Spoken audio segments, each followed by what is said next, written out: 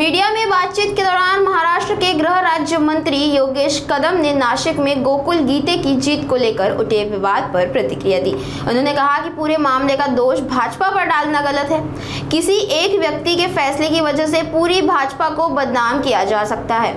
साथ ही उन्होंने महायुति के खिलाफ काम करने वालों पर उचित कार्रवाई की मांग की है।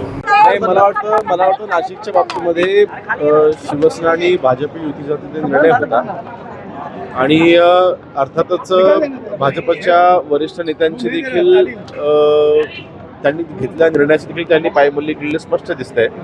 अशा वेळेस नक्कीच आमची अपेक्षा आहे की भाजपच्या वरिष्ठ नेत्यांनी त्यांच्या बाबतीत योग्य निर्णय घ्यावा आणि ज्या पद्धतीने लोकसभा आणि विधानसभेच्या निवडणुकांमध्ये ज्यांनी माहितीचं काम केलं नव्हतं अशा पदाधिकाऱ्यांवरती कारवाई करण्यात आली होती, तसंच पद्धतीची कारवाई करावी अशी माझी तरी वैयक्तिक अपेक्षा आहे। परंतु बघू आमचे सिनियर्स आहेत ते ठरवतील।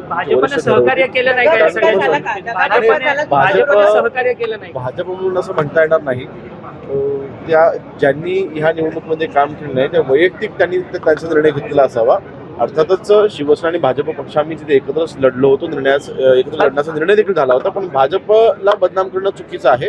एका व्यक्तीच्या चुकीमुळे पूर्ण पक्षाला आम्ही दोष देतो।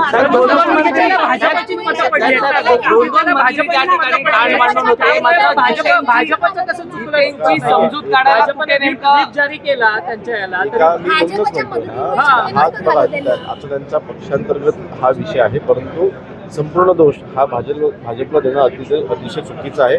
एका व्यक्तीने घेतला निर्णय, त्या व्यक्तीने जे काही फसवणूक केलेली आहे किंवा जे काही त्यांनी तिथे वक्तव्य केले आहेत आज मी त्यांची काही त्यांचे स्टेटमेंट पाहिले, परंतु ह्याचा दोष भाजप पक्षाला